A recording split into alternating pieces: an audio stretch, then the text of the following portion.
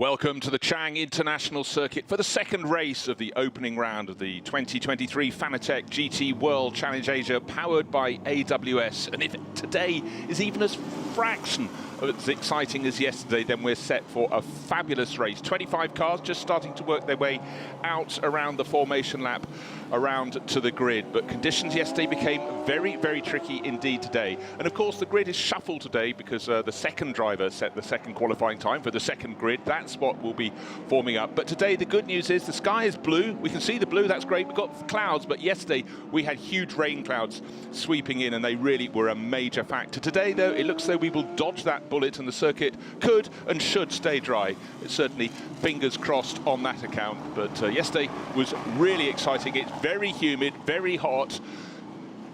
But let's go through and take a look at the highlights ahead of us and just see how it shakes out, getting set for today's second race. Conditions were absolutely fine before the start of yesterday's race, but then the rain approached and the race start had to be delayed an entire hour. It was very fortunate the rain stayed away until the cars, just before the cars were about to set off. But when they were finally released, it was Prince Abu Bakr Ibrahim from the front row, from pole position, being chased very hard by Vutikorn Fubasak in the red and white AAS Porsche. But in behind, three abreast, try four abreast in really, really wet conditions. But Prince Abu Bakr Ibrahim had it covered off at the first corner, but the green Porsche, car number 87, was really starting to make moves in the hands of Bo Yuan, down to the hairpin for the first time, and Prince Abu Bakr Ibrahim, the 88 888 Mercedes, had everything covered off. Vutikorn Fubasak still sitting there in second place, but increasingly being challenged by Bo Yuan. They had to go across the little stream running across the track at turn 3, and within a couple of laps, Bo Yuan, for R&B Racing, new Chinese team to the championship, hit the front, and those two pulled away. Prince Abu Bakr Ibrahim fell back into third place and then fourth place behind them, with a good challenge from Cao Kui in one of the two Phantom Pro Racing Audis. Little spin just before the pit stops from the other Prince of Johor, that's Prince Jeffrey Ibrahim. And into the pit stops as late as they possibly could came the two cars that had been running first and second. Was it the right tactics? The wet tyres were taken off, the slick tyres were put on, but the masterstroke came from 888 JMR because they got the 88 car that came in. It was running fourth for the pit stops, but it was first when the pit stops were over, and Lucas Stoltz was really starting to fly. The lap times as the cars were running on slick tyres were getting faster and faster and faster. Unfortunately for Phantom Pro Racing, they didn't get around to fitting slick tyres. They put on wet tyres. That cost them another pit stop. This is the fabulous battle in the closing laps. It's Leo Yi in the 87 Porsche, and tucked in behind and literally pushing it around the circuit was Dennis Lin. But to the end, it was Lucas Stoltz, a masterful job, building on the work of Prince Abu Bakr Ibrahim round the final corner for the last time to take the first of the two races here at the Chang International Circuit. What a performance. 888 absolutely delighted in the background. Alessio Picariello coming through into second place in that red and white AAS Motorsport Porsche. And with the tail end hanging off the 87 R&B Porsche, third place was well achieved, and they also won the silver class. But up on the podium, it was Prince Abu Bakr Ibrahim and the taller figure of Lucas Stoltz, all smiles up there. Victory number 1 in the bag.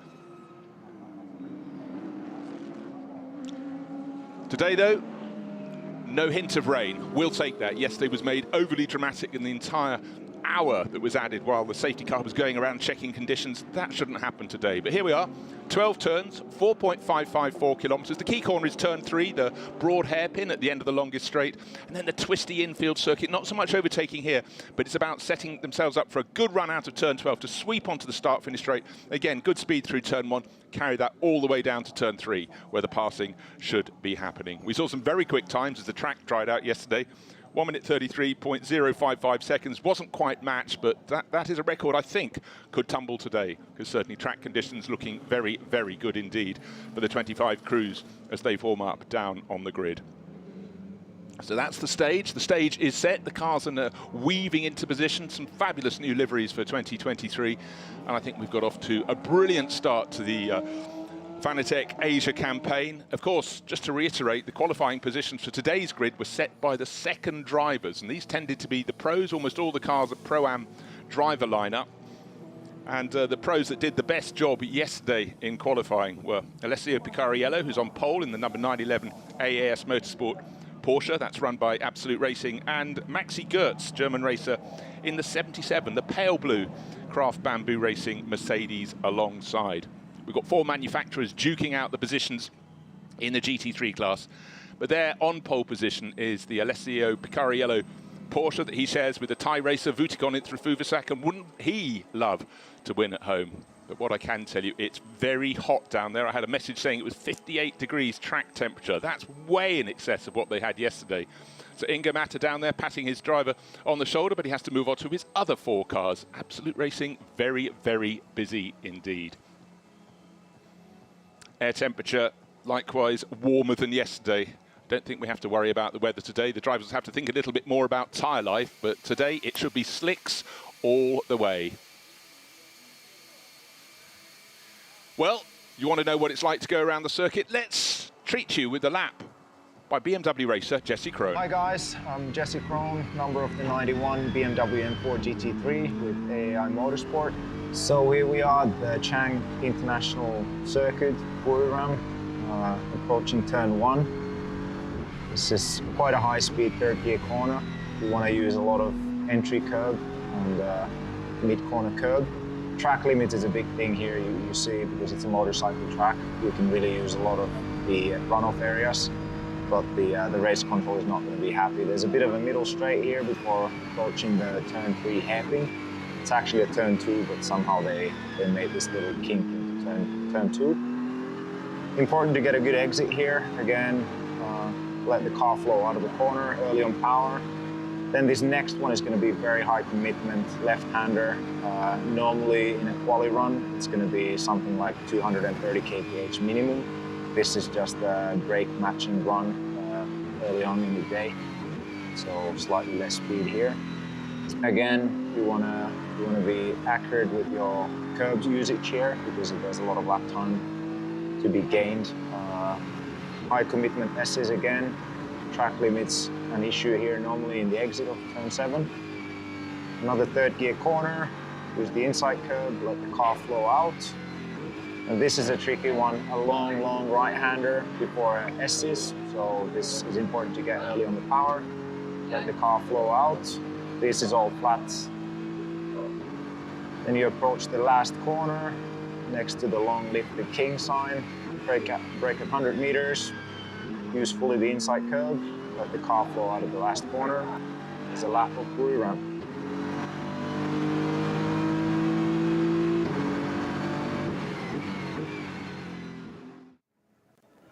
Starting from pole position must be a great feeling. However, completely different track conditions. What is your team's strategy? Well, we don't have a lot to do in strategy. I mean, we have 10 seconds penalty today, so we know it's going to be tricky, but we need to maximize everything. And like you said, conditions are really hot today. The hottest we had all week. So yeah, it's a bit of an unknown how the tires will go. And but yeah, for sure, pole position is nice. Alongside my ex-team and my ex-teammates, I'm really happy to be alongside them, and I hope we have a good race. As you said, this 10-second penalty, how much of a concern is that for you? I mean, it's not a concern because it's the same for everybody which finished on podium. So at some point, it will be the others suffering this. So, but like I said, we need to maximize everything. For sure, it won't help. I don't expect us to win today, but we never know. You know, if we have a safety car in the second stint, maybe it will allow Vuti to catch the pack again, and then he has a great pace. So yeah, I expect a lot from him. Thank you. Good luck. Thank you.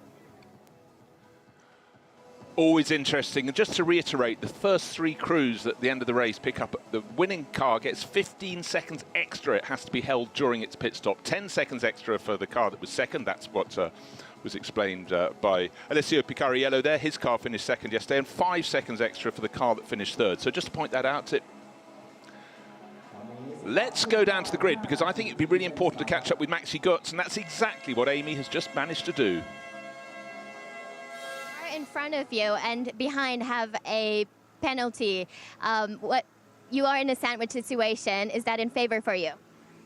Yeah, of course. So it is what it is, you know. So in the end, we have to live with it. And I'm in front row, which I just look forward and to my right side.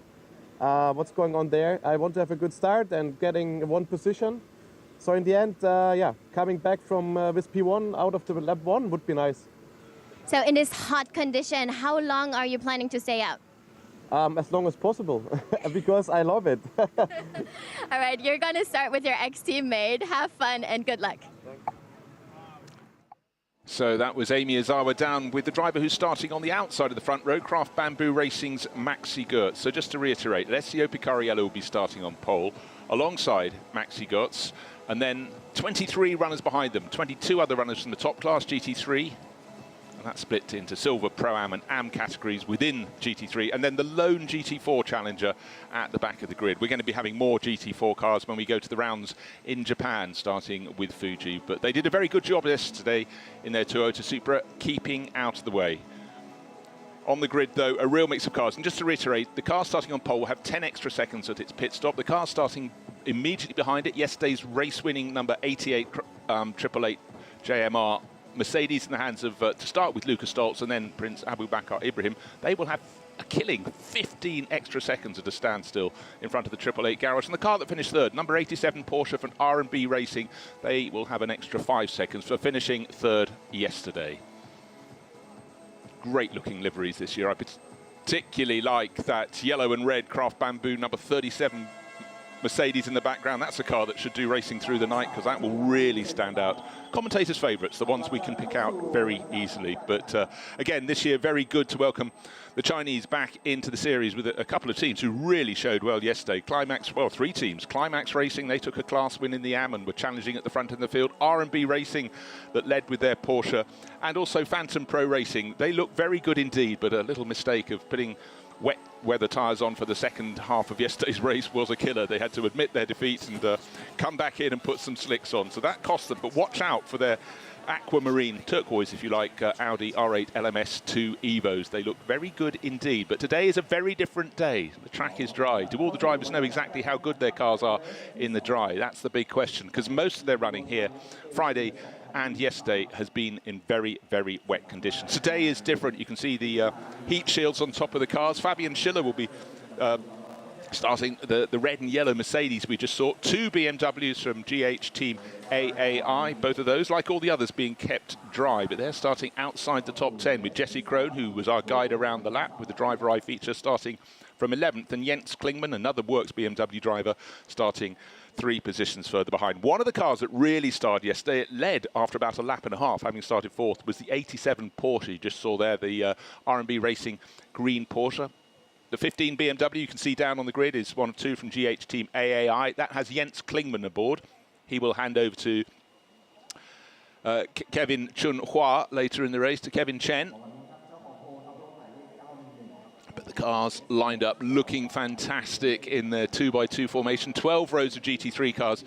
At the back, bottom right-hand corner of your screen, the Solus car running for in the GT4 class. And it was driven very well yesterday, because on natural pace, it's about a dozen seconds a lap slower than the others. So not only was it keeping out of the way of the faster cars, but it was keeping out of the way from cars that put him onto the slippery line on the outside of the circuit. That's shared by Haridama Manopo, driver from Indonesia, and that will be started today by his teammate, Nonaka Seita. Very handy car, that Toyota Supra GT4. You can understand why that class will be growing through the course of the year. But GT3 is one of the great success stories of world racing in the past 10 years. It's grown and grown under the aegis of the SRO Group, the balance of performance. When we go to Japan, we will have, get this, 12 manufacturers competing in the series. But right now, we're focusing on the 24 cars in GT3 and the 1 car in GT4 here today, ready to go for an hour of racing with a mandatory pit stop halfway through.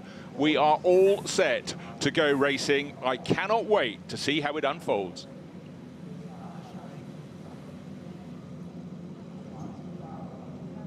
The safety car will lead the field around. Yesterday, that was the car that actually led them around to start the race. We had a lap or so behind the safety car because conditions were so horribly wet. But today, it's going to be a run around the circuit on this formation lap, a last chance to get a feel of the circuit. But today, they have a feel of the circuit. It's dry. Their Pirelli rubber gets proper grip today. Now, it's going to be a question of how they can use it. So, the starting grid, let us run you through the cars that are down there on the grid as they snake around. It's being led around by the car in pole position, the 911 Porsche from AAS Motorsport, Alessio Picariello at the wheel. There he is, running in the Pro-Am class, alongside Maxi Goetz in the number 77 Craft Bamboo Racing Mercedes. On to row 2 we go. And 888, the winning car yesterday, Lucas Stoltz, will start the 88 Mercedes alongside the sister car, 888, with Australian flyer Brock Freeney.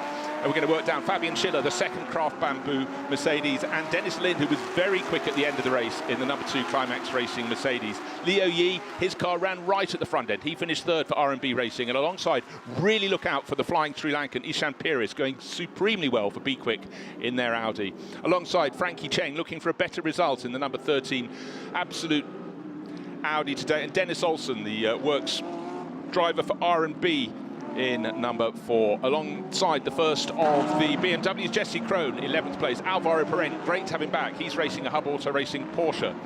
Then Alexander Imperatori, expect progress from him in that red and gold Porsche. Jens Klingman, who will start from 14th. 15th place, Mikkel Mack, Phantom Pro Racing, looking for a better run today. Reid Harker, little mistake in qualifying, expect him to move up the order. Then Yuta Kamimura, Porsche Center Okazaki, real supporters of the series. And Tsubasa Kondo, brand new to GT3, NK Racing Team.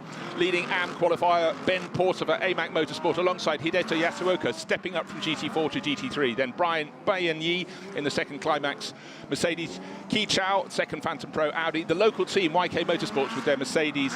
James Yu Kwai, and bring up the rear the GT4 Toyota from Toyota Gazoo Racing, Indonesia. That's all 25 of them.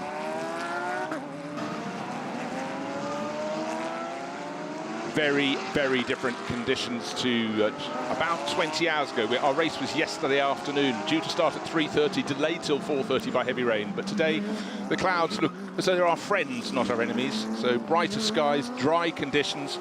And right now, all drivers are thinking not about just about how they get the car off the line. It's about how they're and where they're going to be in position to their immediate rivals when they go on the charge down to the hairpin, the best passing opportunity. But right now, they're not heading at turn 3. They're turning into turn 12. That's the last corner of this circuit. 2x2 formation. 888 JMR, both their cars on the second row. All eyes on the lights. Cars come round. Wait for the lights. Wait for the lights. Still red. Still red. Who's going to get the better start? Would be Alessio Picariello, the 911 AES Motorsport. Yes, quite simply it is. And the driver from third place, Lucas Stoltz, had a dab up the inside to try and get second from Maxi Goetz. Lost out, actually then lost momentum. He's now being attacked by his own teammate, Brock Feeney. So it's internecine war in the 888 JMR camp. But in behind, Maxi Goetz still flat out, but trying really hard, weaving around in second place in the number 77 Craft Bamboo Racing Mercedes. See if he can get some extra heat for later, greater traction down into turn 3. Neat and tidy, 24 GT3 cars into the corner, out of the corner. Our pole sitter still in the lead of the race. Then GT4 Toyota coming through all on its own at the back. So it's Picariello, Goetz, Stoltz and Feeney as they were on the grid, with Fabian Schiller, the red and yellow Porsche Mercedes, being challenged very hard indeed. Dennis Lind, I think, possibly even making a move that was going to stick into turn 4. Oh, getting very, very busy. Ishan Piris in the orange and black Audi taking a look as well. Fighting pretty much where he started in 8th position, but really lofty company for the Be Quick Racing Audi driver. So it's Picariello, Goetz, Stoltz.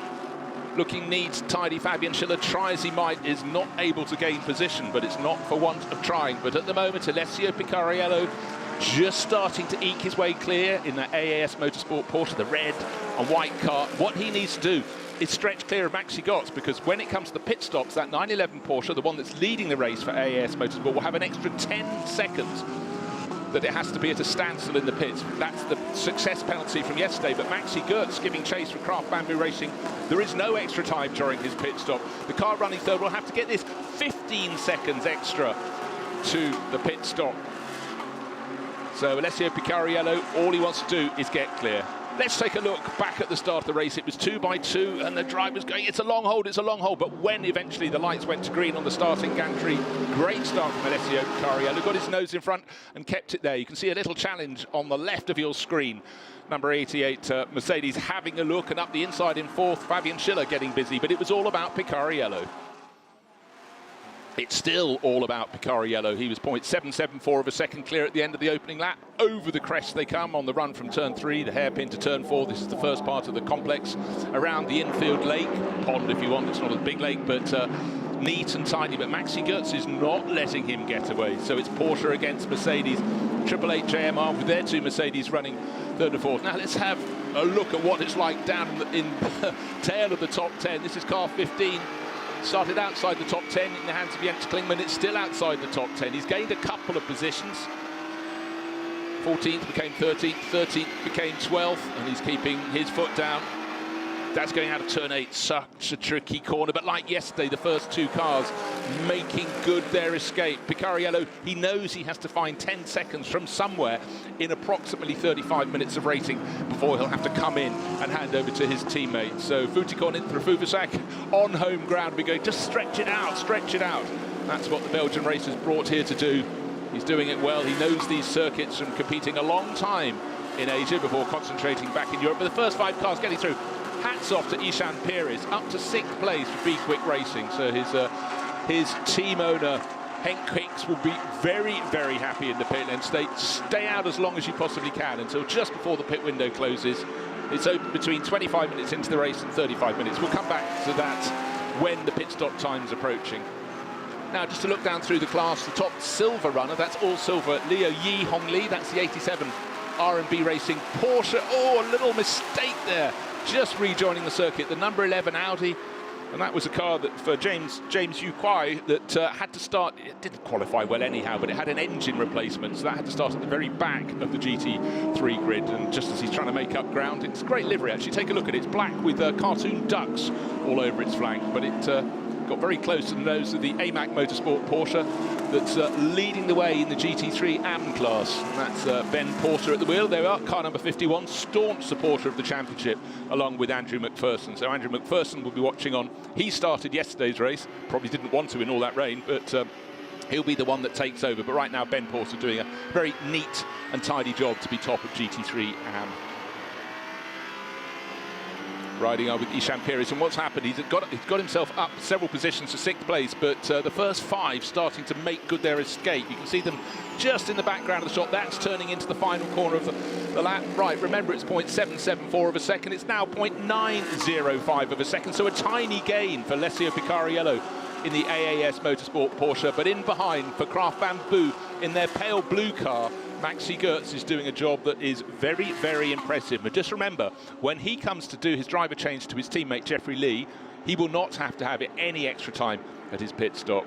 However, the race leader will have to be 10 seconds longer at a standstill. That's Alessio Picariello. The driver in 3rd place, Lukas Stoltz, he'll get out of the car. He won't be penalised, but before his teammate can drive off, that's Prince Abubakar Ibrahim. It'll be 15 seconds, which will feel like 15 hours for the drivers when a fraction of a second just is a blink of an eye. Is this ominous? Not Alessio Picariello's escape. He needs to get away at a greater rate than he is now, but the driver in 3rd place, yesterday's race winner, Lukas Stoltz, could suddenly become his friend, because Luca has just banged in the fastest lap of the race, and if he can get onto the tail of that Craft Bamboo Mercedes in front of him, the pale blue car, number 77, that might just take Maxi Goetz's attention in the 77 Mercedes away from attacking the race leader, Alessio Picariello.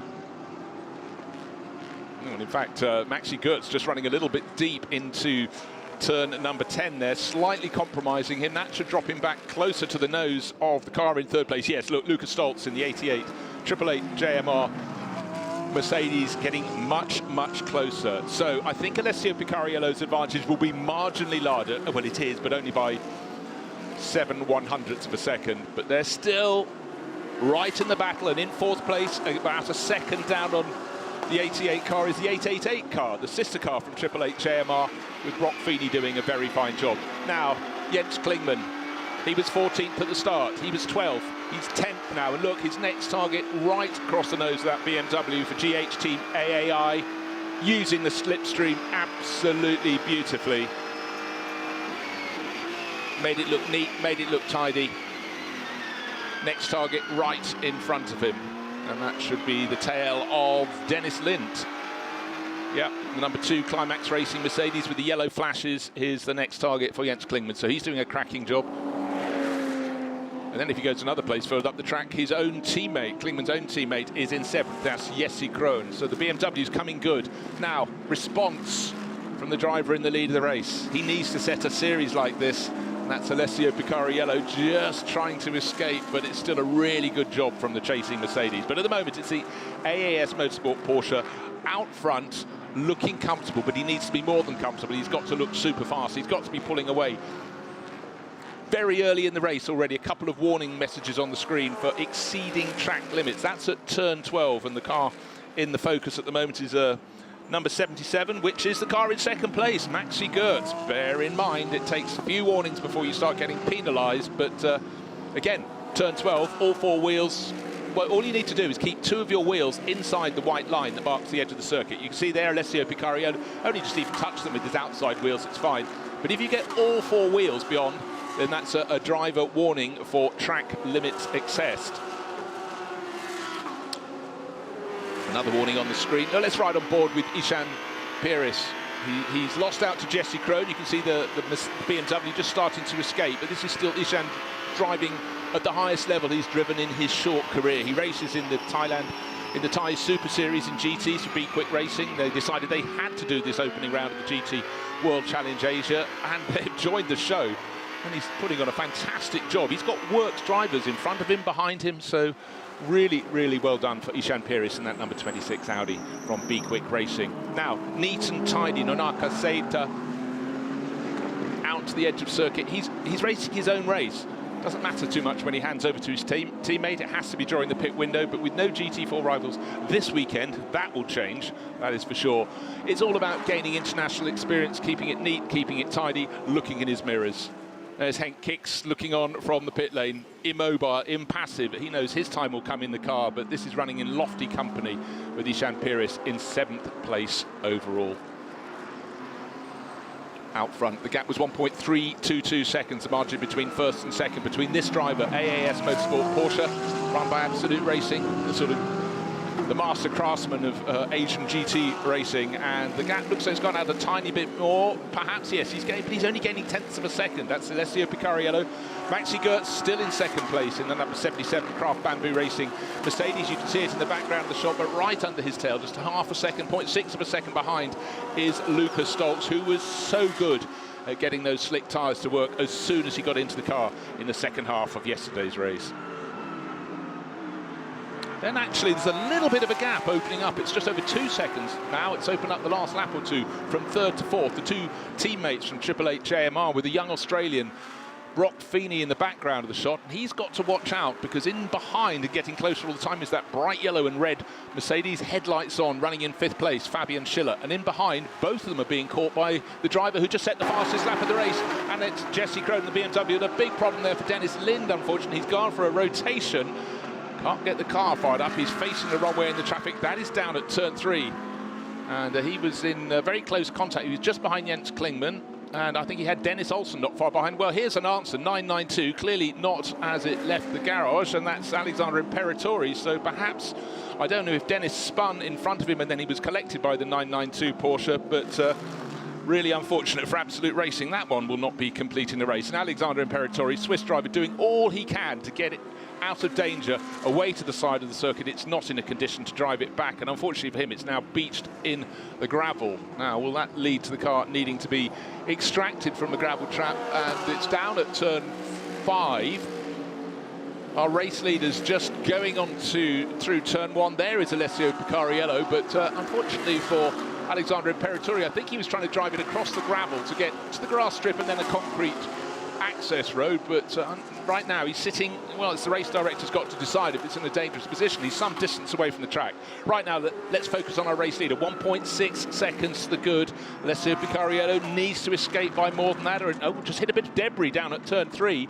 And what flags have we got? Full course yellow. He picked that up very quickly, but just as he did that at turn 3, there was a bit of debris. It was obviously the point at which Dennis Lind, you can see the black and yellow Climax Racing Mercedes parked at the side of the track. Full course yellow. Marshall's very quick to get the message out there, and all the pro drivers very quick to acknowledge that. So the big question is, what happened down at turn 3? How did Dennis Lind tumble? Let's take a look at the replay. In the background of the shot, that's coming towards turn 4. Well, the 992 Porsche, Alexander Imperatori, pulls off the track. He's already had contact And here he comes, front and left wheel, not quite, front left corner, not quite as it left the garage a short while ago before we started this race. So here we are with 7 laps on the board, and Alexandre Peratori, I could see what he was trying to do, was trying to get it back to the gap in the infield wall to get the car home and out of the way, but it's stuck in the gravel trap. It went 2/3 the way through a very deep gravel trap at turn 5, but alas, not the whole way through. Full course yellow. The gaps are, of course, maintained because the drivers all have to put their car onto a speed limiter, which restricts them.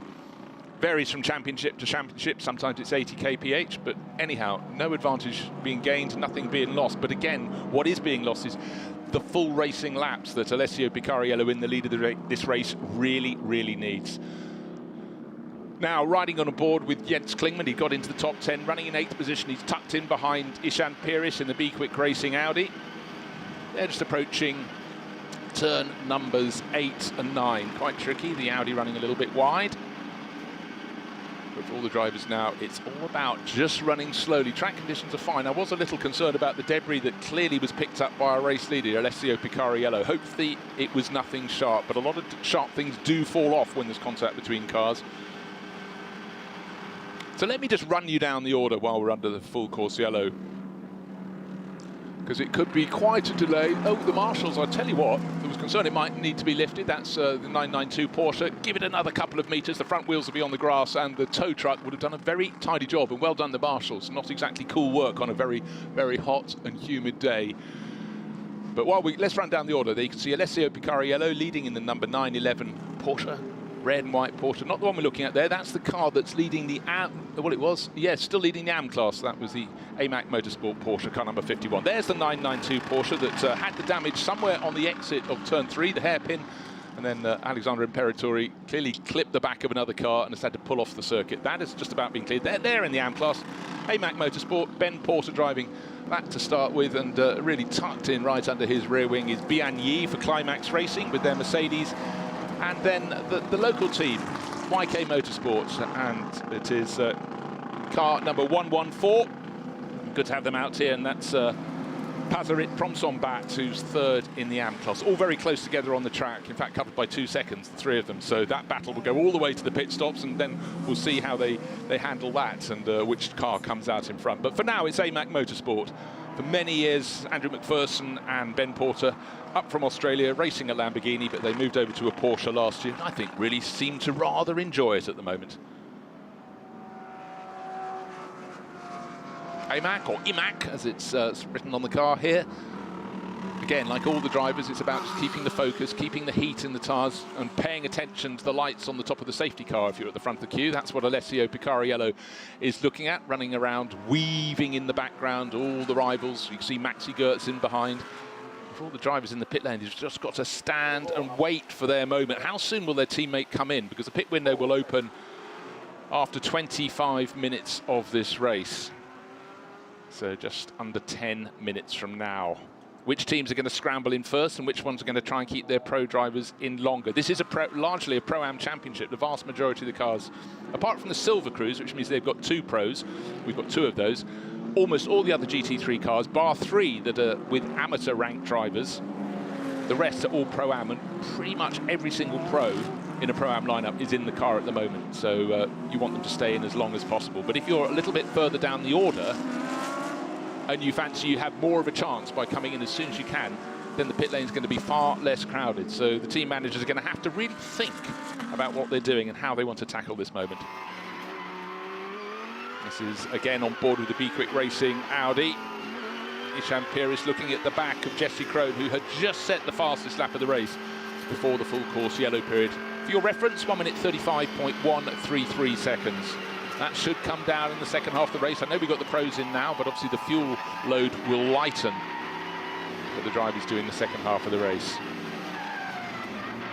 Well, the field is absolutely bunched. It's good to see those 2 BMWs from GH Team AAI, because they both started outside the top 10. I think it was 12th and 14th, or was it 12th and 15th? But in the mix, And now we're back to full racing again. That was Alessio Picariello looking at the lights going out on the roof of the safety car. That has pulled off. He held the field back, and then he was the one who could plant the throttle first. He has to lead across the start-finish line. He is, but what he has lost is about 1.2 seconds of his advantage.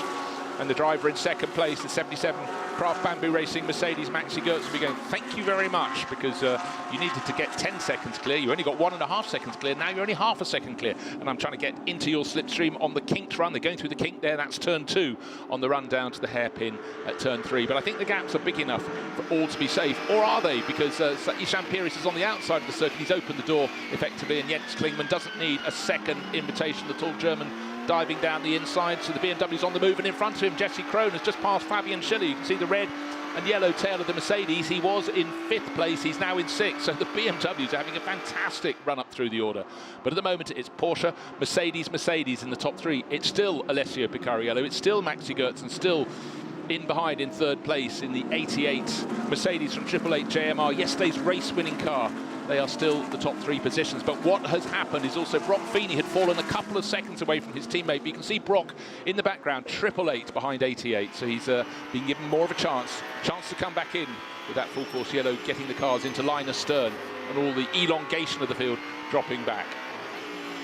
Good chance to see all the pros up front with Ishan Piris just looking for his moment, trying to hang with them. He'll be learning so much running in this exalted company in the top 10 here in this Fanatec Asia race. Out front though, metronomic pace from Alessio Picariello. However, Maxi Goetz, DTM champion in Germany a couple of years ago, is nobody's fool, and he's hanging on in there. Okay, he lost 0.4 of a second. He can afford to lose that because his pit stop will be regulated time, whereas for the car in front, that's an extra 10 seconds for the 911 Porsche, and the car behind, the 88 Mercedes, will have an extra 15 seconds. And just for reference, the car in 11th place will have an extra 5 seconds. That's Liu Yihong Li's car, the 87 R&B Racing Porsche. But for them, you know, they were 3rd yesterday, but they're running down in 11th at the moment.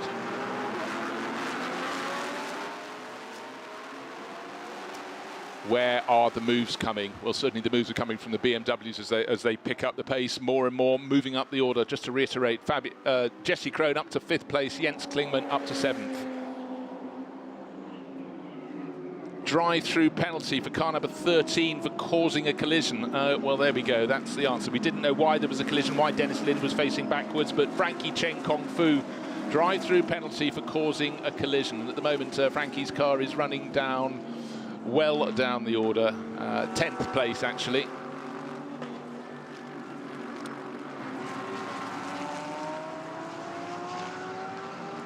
Okay, so let's go down to the pits and hear from one of the drivers about to take over from Bao Jinlong.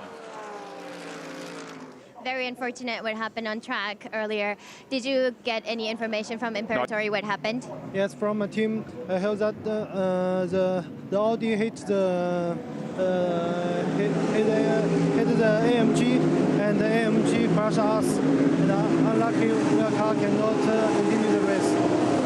Very unfortunate, but please rest well, and let's look forward to the next race. Sorry. Let's look forward to the next race. Okay, thank you. Thanks very much, Amy, for catching up with Bao Jinlong, who didn't get to take part in the race today because his teammate Alexander Imperatori was involved in that moment. And while that was happening, you could hear a car in the background going past Bao Jinlong, and Amy Izawa down in the pits, and that was the number 13 Audi coming in to serve its drive-through penalty. So Frankie Cheng's gun has been spiked. Right at the front end of the field, let's see what's happening. Still the fastest race in the hands of Jesse Krohn, 1 minute 35.133 seconds. But what we're having now is Brock Feeney has been passed because these BMWs are absolutely superb in these warmer, drier conditions. Jesse Krohn now up into 4th place, now setting off very quickly after the driver in 3rd, who's Lucas Stoltz. We could have 2 BMWs on the podium because neither of the 2 cars, number 91 and number 15, have got any time penalties to serve at their pit stops, nor has the car in 2nd place, the car Bamboo Racing number 77. So this order has really been given a shuffle. And just if you don't understand the qualifying in GT World Challenge, it's 2 15-minute sessions. And they were very, very short time in between, and a lot of drivers had times taken away for exceeding track limits. So the order was a little bit shuffled. Oh dear, suddenly Wei Lu off, sorry, it's Dennis Olsen off at the side of the circuit. Has someone got something against Porsches today? That was at the 9th position at the start of the lap, but the Norwegian racer deep in the gravel there. Now again, too good a driver to jump, so was he pushed? Therein lies the question. Ah, dearie me. So what we don't want, well, we might be going back to full course yellow, because again, it's beached in the gravel and sitting presumably not that far from the racing line. So yeah, here we go. Just as Ishan Pires is coming in too early for a regular pit. Oh, sorry, it's not. Yes, it is. It's 26. Ishan Pires. That's too early for the pit stop, because the pit stop window doesn't open. Pit window for another couple of minutes. Now, is this serving a penalty that I hadn't seen appear on the screen, or perhaps is it having a puncture? He doesn't feel easy, so it looks they're going to be changing the front left wheel alone. So I think he's picked up possibly some debris, doesn't feel all is right. Full course yellow, there's confirmation of that. Well, today is not a great day for Porsches. Let's see what happened to the number 4 Porsche. Oh, well, there was contact with Ishan Pires by the looks of things, and Dennis Olsen. Whether they touched or just came so close together and the Norwegian went off, but for Wei Lu, he will not be getting a race. That is clearly why the 26 Be Quick Racing Audi came into the pits for attention. One presumes after contact that, well, that's up on the jacks, but so the good run from Ishan Pires. Well, I do hope that Henk Kicks at least gets the car out into the race, because he does his racing. He's Dutchman based here in Thailand. It'd be very sad after struggling, as they all did, through the dreadfully wet conditions yesterday. Today, the racing circuit is absolutely perfect condition.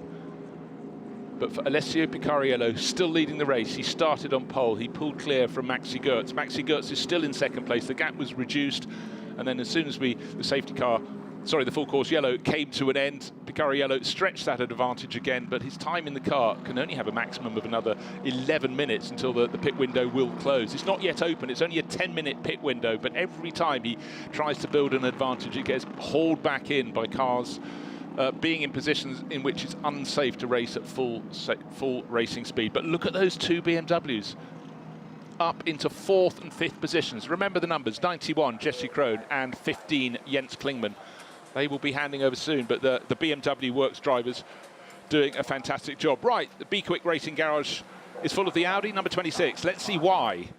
Riding on board, right in behind Dennis Lint, right into the behind, maybe, no. Alongside, side by side, Ishan Pires diving up the inside, and then Dennis Olsen turns in, and around they go. That's up into the gravel at turn number 8, so a learning process for the pair of them there. And then Ishan driving very wide, but unfortunately I think that gives some evidence to the clerk of the course. I think that will be considered as an accident that maybe needs some examination. But anyhow, here we go again. The flag is waved, it's green, and let's go and do it all over again. Alessio Picariello still ahead of Maxi Goertz. The 911 AES Motorsport Porsche still out front again. Another good restart from him. So 9/10 of a second clear as they cross the start-finish line. Must feel like Groundhog Day for Alessio Picariello. Pressing on, and every time he builds an advantage, he gets hauled back in. He's got to do it all over again, but the thought of gaining 10 seconds, giving a buffer to his teammate, the local hero, Vutikon Intrafuvasak, well, it's just something he can't consider now. So Vutikon will be waiting in the pit lane. Pit window is now open as of 20 seconds ago. Maxi Goertz continues to chase, but in the background, look, those BMWs are coming. Is Lucas Stoltz going to be the next one to be picked off? Yes, he has. Gosh, the BMWs are on just fantastic form for GH Team AAI. And at this rate of progress, they might even get onto the tail of the race leader by the time we get to the pit stops, because up into 3rd now for Jesse Krohn. And the next car that's going to be attacking Lucas Stoltz. No, I think the gap's too much between 4th and 5th. Between Lucas Stoltz and the second of the BMWs in the hands of Jens Klingmann. Right, yesterday's car that led the first stage of yesterday's race in the hands of Bo Yuan is about to be put in the back in the hands of Yo Buan. He's taking over from Leo Yi-Hong Lee in that 87 R&B Racing Porsche. But for Alessio Picariello, all he can do is just try and gain as many seconds as he can before he comes in and hands over to Vutikon Intrafuvasak. But for AAS Motorsport, it's good, it's neat, it's tidy, but he hasn't built the advantage he hoped for. Great job from Maxi Gertz in the best of the Mercedes at this stage of the race. And look how close the action is. The car that stands out there is the orange one of the Porsches. That's the Porsche Center Okazaki car, tucked in behind Reid Harker. Reid's in 11th place, and it's Yuta Kamimura in the number 18. And bear in mind that James Yu Kwai in the background in the number 11 car was the one that had contact early in the race, was pushed to the back of the grid because they needed an engine change in the number 11 Absolute Racing Audi, and he is looking very busy indeed. It'd be no surprise if that black Audi with the ducts all over the side gains a position or two before we come to the pit stops. Don't tell the drivers the pit window's open. I think they're having too much fun to want to come in. Look at that midfield battle. This is exactly what GT racing is all about. I know you've got 3 Porsches and an Audi in there. We've got some Mercedes up ahead. We've got a Porsche leading the race. But there's one place gained very, very easily, tidily by James Yu Kwai. The number 11 Absolute Racing Audi picks off the Porsche Center Okazaki. Bright orange 911. The 2 cars in front of him. Reid Harker running very wide, right on the tail of number 14. A very impressive run from Hideto Yasuoka in that blue and silver Porsche that's leading that group. He and his teammate Brian Lee, last year's GT World Challenge Asia GT4 champions. They've stepped up a huge step to GT3 and looking, you know, really tidy. The dry weather certainly would help at this stage for them. And in the background of the shot is one of the cars that's already served its pit stop. It's the dark green. As the Porsche Center Okazaki car comes through, Bo Yuan really pressing on. He led yesterday's race, started in 4th position in the wet, got up into the lead. That's his car in the background of the shot, 87 R&B Racing Porsche.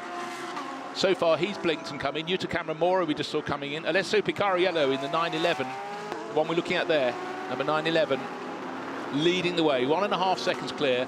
Who else has come into the pit lane? Well, Frankie Chen Kong Fu has, but that was for a drive-through penalty, and a couple of others. Ling Kang has also come in. That's car number 29, which is one of the 2 aquamarine-coloured Phantom Pro Racing Audis. But right now, all Alessio Picariello can do is just see if he can find fractions of a second here, fractions of a second there. But for Maxi Gertz, who's giving chase in the number 77 Craft Bamboo Racing Mercedes, he knows, and so does his teammate Jeffrey Lee, who's waiting to take over.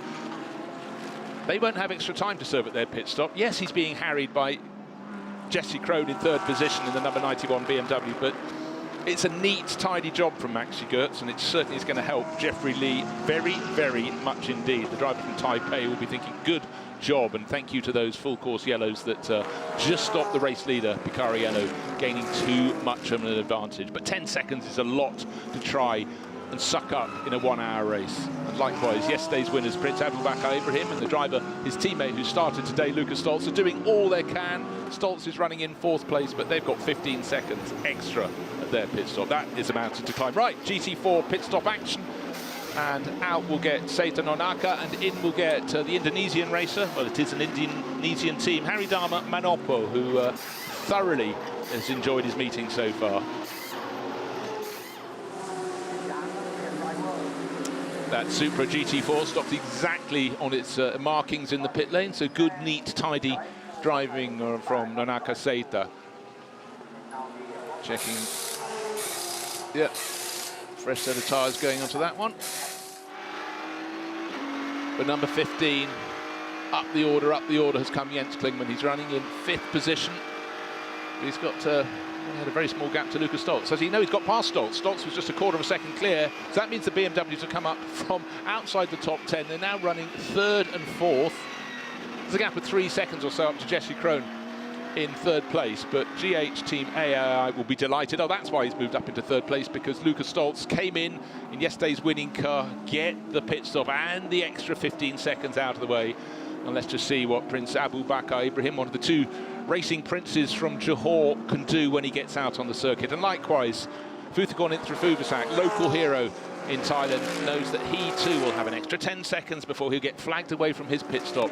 It's a question of how far down the order this is going to drop the current race leader in that red and white AAS Motorsport Porsche and the 88 888 Racing Mercedes, because they're going to have to let drivers that were behind them in the running order come flying through while they're sitting in the pit lane waiting to be released from their pit stops.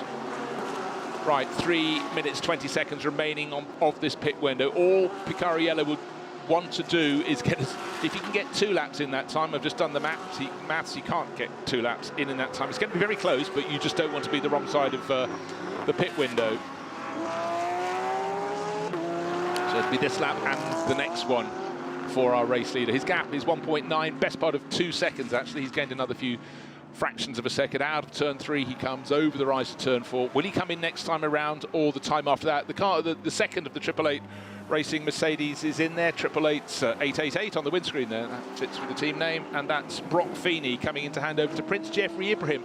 I actually quite fancy they could find themselves on the podium today. I mean, before the race I was wondering if Brock could really get up there with the race leaders, starting from 4th position. Perhaps without any penalties for them to serve, they'd have a chance of getting on the podium, possibly even an outside shot at victory. Actually, to be honest, with those 2 full course yellows stopping Alessio Picariello getting too far clear, it's given more of a chance. But right now, let's see, still just under half the field yet to serve a pit stop. But once that little message at the top of the screen, pit window open, drops away, that means if anybody's still out there, they've blown their chance. Right, Maxi Goertz, will he be coming in? He, I think, will do 1 more lap. In fact, as I say that, he is going on to 1 more lap before he comes in to make the driver change. Right, he crossed the line with just under 2 minutes to go in the race, but Picariello came in a lap earlier than I expected. Voutikon Intrafuvasak, Thai racer, on home ground, helps the Belgian out of the car. Will have been frustrated by those 2 full course yellow periods, but well, we may get some full course yellows later in the race. But with 10 extra seconds at the pit stop, this is going to feel very slow indeed. Walking through treacle for Voutikon Intrafuvasak. He's strapped in. Always the driver getting out will strap in the teammate, make sure all the belts are exactly as the driver getting in wants, how they're cinched tight.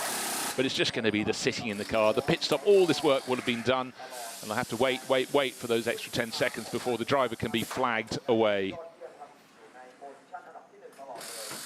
Everybody has come in apart from Maxi Goertz in 2nd place, the 77 Craft Bamboo Racing Mercedes. Now it's just turning into turn 5, but it's been such a good run from Jesse Krohn. He is the other driver who hasn't pitted from the front-running crews, and he is tucked in behind. He was a second behind as they went onto this lap. He's gained a few fractions through turn 7. They go into turn 8. There's another car up in front of them. So effective race leader at the moment is Maxi Goertz. It'll be even more effective after the pit stops because that doesn't have to serve a penalty in the pits, just can have a regular time. But so too can the 91 BMW from GH Team AAI. So Junsun Chen is waiting to take that over, and he must be very excited indeed. And then number 15, don't worry, it hasn't jumped in front. That's the one that's already had a pit stop. That's the sister BMW. And then come the last 2 cars with, when they go past the line to get into the pit lane, just under 20 seconds to go. They couldn't have done another lap, but they've run the longest opening stints that they possibly can in the hope of maximising their opportunity. Both these cars could look good for victory. Oh, and of course they have to be in neighbouring pit garages just to keep things exciting. Fastest lap of the race, while everybody's had their first stint, still in the hands of the driver that came in from 2nd place, from Jesse Krohn, the driver who gave us the driver's eye view lap of the circuit at the start of the programme. But the driver who led away from pole position, we're going to catch up with him. He is Alessio Picariello. Alessio, super frustrating stint for you. Was it? I mean, it's a shame with all the full course yellow and safety cars because I think we could have really built a gap. But yeah, anyway, the car was good. I had fun. We kept the lead, so I did the job, and I'm happy about that. Yeah. But seeing you coming out of the car, you were annoyed by something. What was that? Yeah, I mean, I think we pitted 1 lap too early. We could have gone 1 lap longer, and in this sprint races, every small things make a difference. So yeah, maybe we lost maybe 2 seconds for this. Let's cross our fingers for the seconds. Thank you. Thank you. I think that's a very good point from Alessio Picariello. Oh dear, Andrew McPherson not long into the 51 AMAC Motorsport Porsche. That was the car that was leading the AM class, and doesn't take a mechanical expert to work out there's 1 wheel short on that wagon. So the Australian racer immediately takes it to a point of safety. That's down between turns 4 and 5, right opposite the main grandstand here. But really the key was that car. It was very well done from Andrew to get out of the way as fast as he could in that stricken Porsche. So step over everyone else in GT3 AM. Again, are we going to have a full course yellow? Let's take it a replay. Well, it looks as though the 87 R&B Racing Porsche got in on the mix. There may have been contact, but so the outcome was Andrew McPherson's car suddenly snapped to the left and went into the tyre wall, which did what it needed to do. It dissipated that speed, that energy, that kinetic drive, but it's a very tatty-looking Porsche at the side of the circuit, and hopefully Andrew's not feeling too winded and upset from that contact, but the tyres did what they have to do. Full course yellow for the third time in this race. What I wanted to do was actually tell you who was leading the race. I have to presume it's Jeffrey Lee in the 77 Craft Bamboo Racing Mercedes. Often in the last lap after a pit stop, you just have to wait for the cars to come through. But there you can see the tyre wall has been ripped apart on the infield of the circuit there between turns 4 and 5. Certainly the car that was coming through behind was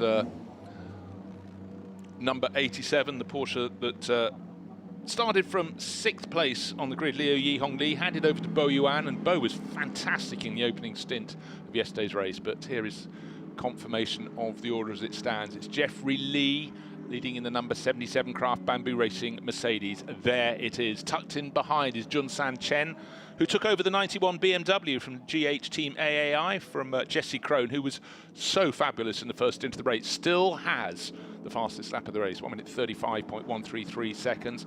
And then there's a bit of a gap back to the best of the rest. By pitting last, absolutely proved what Alessio Picariello said. He could have fitted another lap. These two teams maximised it with these two cars. The 77 Mercedes from Craft Bamboo Racing came in at the last possible moment. There was just under 20 seconds that they had in hand. They had to get over the white line that marks the entry to the pit lane. They did the job. Picariello was just wanting that extra lap, but he'd have come in a few seconds ahead of them.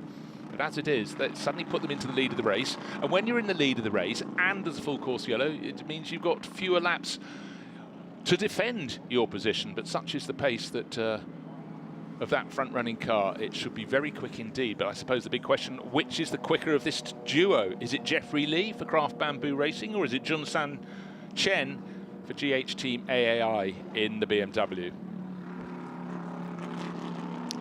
Now, just getting a message that it's not too surprising. We saw the tyre wall had been ripped apart by Andrew McPherson's Porsche as it went off between turns 4 and 5. It's going to take a while. It's going to be a long full course yellow, presumably while the barrier repairs are being undertaken. They're underway at the moment, but for Jeffrey Lee, he's ticking off the time, he's ticking off the laps. Just under 21 minutes in this 1 hour race still to go. Pit window is closed, by the way. We've got to the end of that about 3.5 minutes ago, with the cars that are first and second being the last two to come in at the last moment. But let's find out what exactly happened to Andrew McPherson in slow motion.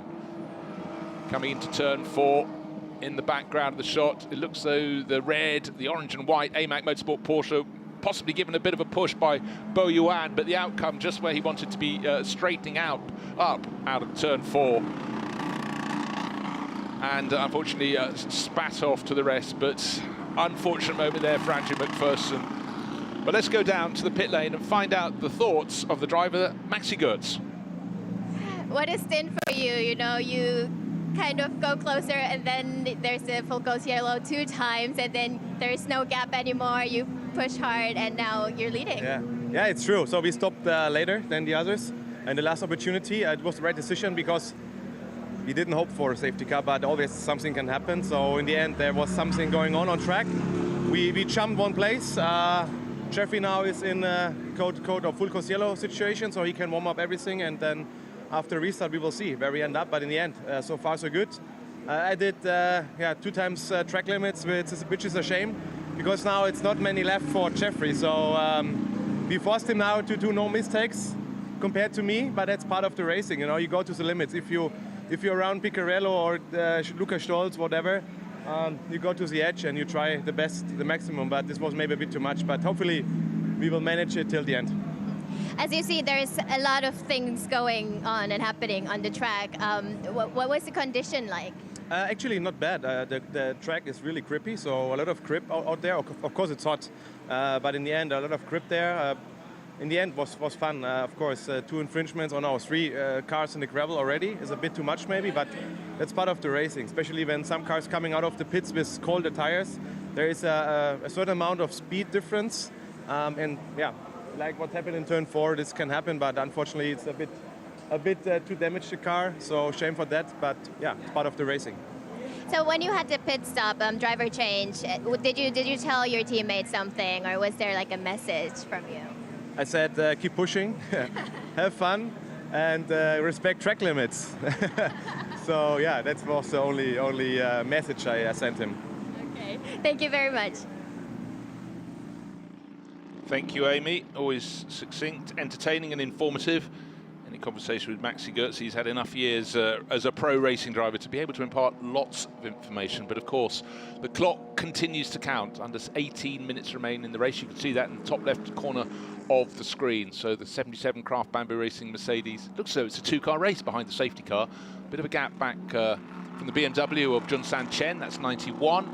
The car that's running third, Fabian Schiller, he's taken over the, well, it's a good day for Craft Bamboo Racing. The Mercedes are first, that's number 77, and third, which is number 37, and that's Fabian Schiller started. Anthony Liu is now next in the queue, and then in behind him is the second of those BMWs. There it is, car number 15, running in line. So two Chens now riding on board with that fourth place Kevin Chen driven BMW. Jens Klingman did the early stages of the race. So Kevin Chen has got to focus on what sits in front of him. What sits in front of him is the red and yellow Bamboo Racing Mercedes. And driving that, number 37 is Anthony Liu. And all the drivers will be thinking, what happens on the restart? What happens on the restart? They'll see each time they go between turns 4 and 5 that the barrier repairs are underway. A new stack of tyres being secured in position. A couple of flatbed trucks down there, but each time they'll see it's one stage closer to the track being clear for them to go racing. Now, the cars that had penalties for their pit stops, the car that led the race, Vutigon Fuvasak, has taken over from Alessio Picariello, but he is down in 5th place after the 10 seconds extra at the pit stop. Penalty success for coming second in the opening race, but the car that took the biggest hit was yesterday's winning crew, Abu Bakr Ibrahim, down in 10th place in the number 88. They had 15 seconds extra at the pit stop. You can see how it hurts, but of course, if you don't finish in the top 3, you don't get a penalty. So there is an element of pegging back teams on their success, and it's very, very difficult to get a podium after you've had 5, 10 or 15 second extra at a pit stop. So it does keep the order shuffling around, and what you want across the whole season, across all 12 races of Fanatec Asia, is a good and consistent scoring pattern.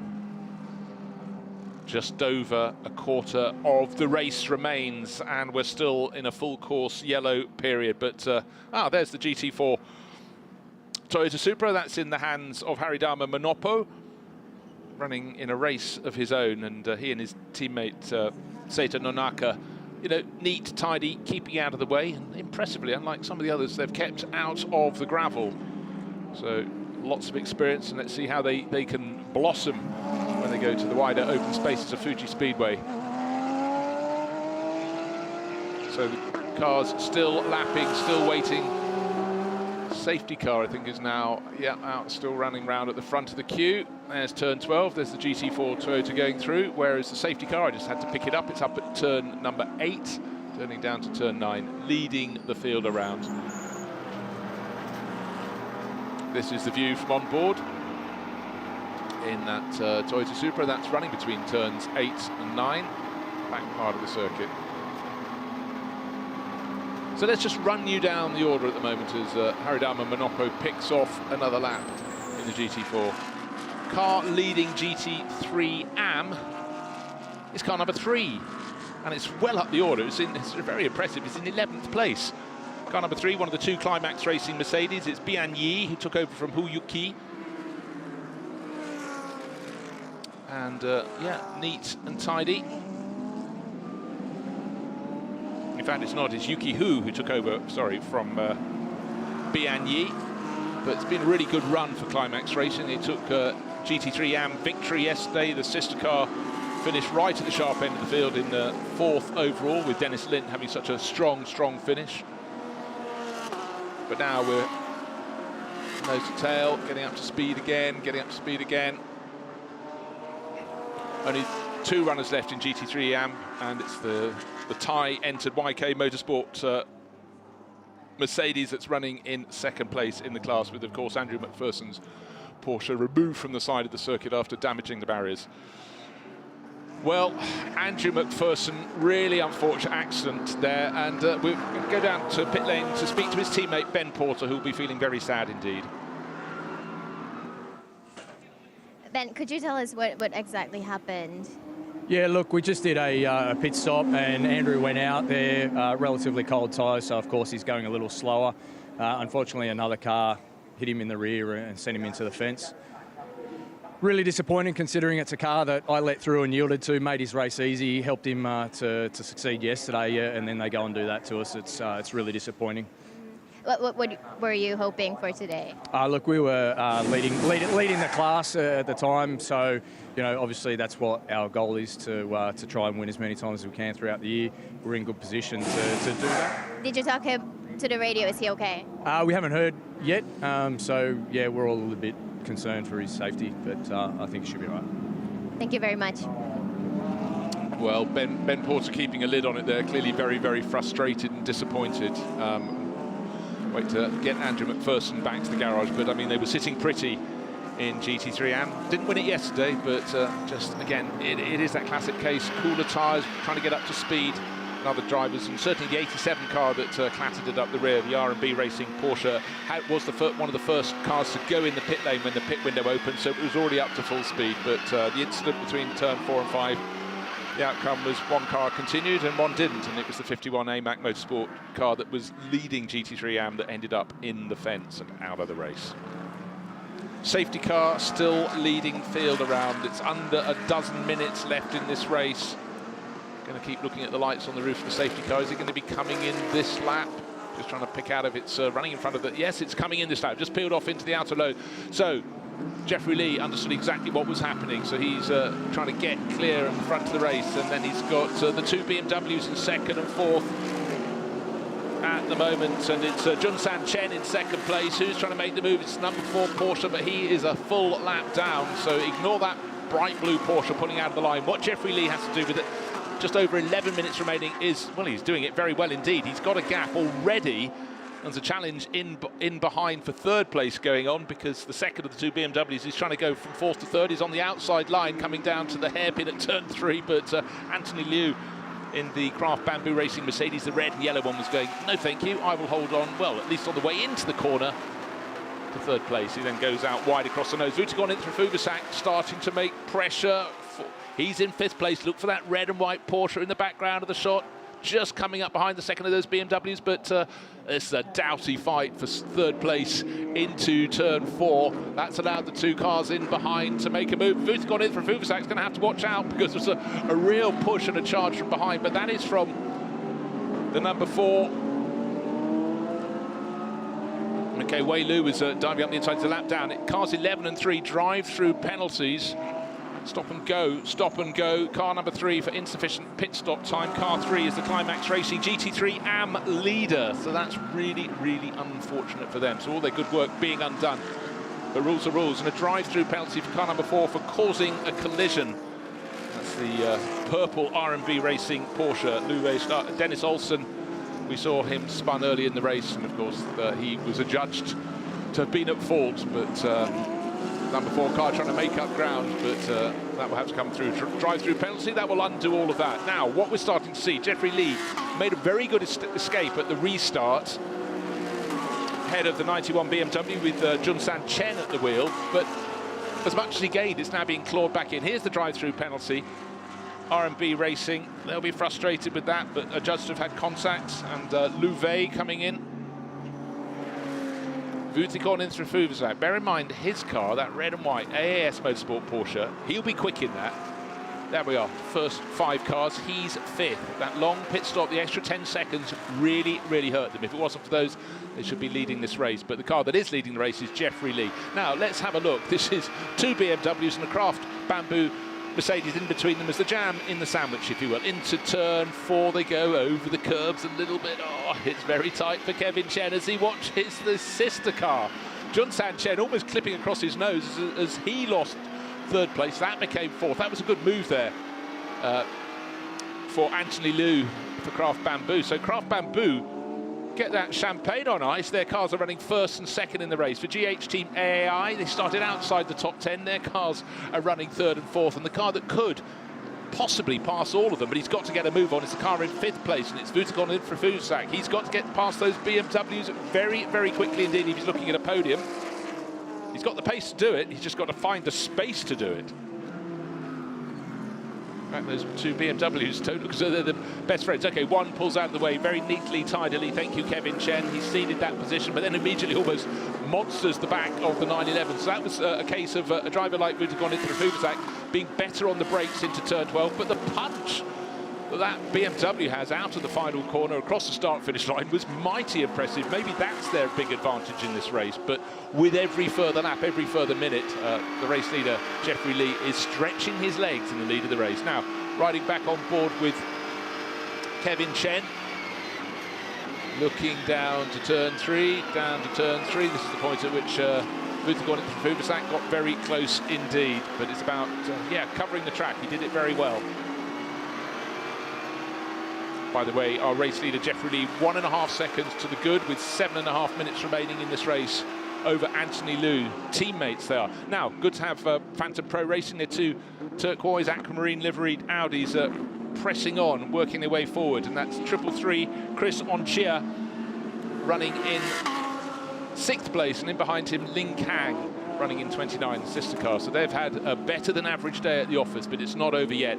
GT3 AM, well, it's now in the hands with that drive-through penalty for the number 4 crew and the accident for the 51 crew for the ones that are still standing. And it's YK Motorsport, a Thai team on home ground run by BBR, and it's Decathon Fuaka Aruat who's leading the class. There it is, looking very crisp in its yellow and blue livery. Now suddenly a challenge for the race lead. Jeffrey Lee had made good his escape, but it's the sister car having attack, and it's Anthony Liu getting very busy indeed. Not just busy, effective too, taking the lead of the race. So Fabian Schiller can start jumping up and down in the pit garage, and Jeffrey Lee, a winner in this series before, has got to see if he can get it back all over again.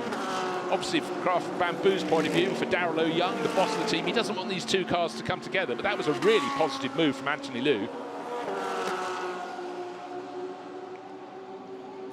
And just taking a double check. Suddenly we've got 88 facing the wrong way. Yesterday's race winner, Prince Abu Bakr Ibrahim, he started the lap in 8th position, and that's promoted everyone else behind pretty much. He's lost 3 or 4 positions, so no top 10 finish, no points for him unless some miracle occurs there. But for Craft Bamboo Racing, for Anthony Liu in number 37, red and yellow, bright, and unfortunately at this point in the race, very quick indeed, pulling clear of Jeffrey Lee. And in behind, will Jeffrey hold on to 2nd place? He's now getting plenty of pressure from Kevin Chen. Junsan Chen's lost a little bit of ground. They've chopped and they've changed with Vuitton into Fusak in the middle of them. But the first 4 cars covered by looking just over 3 seconds. We've still got time for attack, but look, only 5.25 minutes remain. Looking at 3 laps, the final 3 laps of this race. And certainly Anthony Liu looking more and more comfortable in the lead. He's stretching his legs, he's stretching his advantage. Even on the first half of this lap, he's gained another second over his teammate. Jeffrey Lee trying to hang on in the 2nd place, 77 Craft Bamboo Mercedes, but the pressure's coming not just from Kevin Chen in number 15, the BMW, but the 911 Porsche from Vuitton into Fusak. Oh, why didn't they do another lap before they handed the car over? It could have just given them 1 more position in this race. Maybe more. Still the best lap of the race in the hands of Junsan Chen's teammate, the 91 BMW, when it was driven by Jesse Krohn. Now it's the Toyota. Look, doing what it needs to do, keeping out of the way. The NK Racing Porsche diving past, but Harry Dharma Manopo really enjoying his visit to the circuit here at the Chang International Circuit in the city of Buriram, an hour's flight northeast from Bangkok. Driver's eye view down to turn 12, last corner of the lap.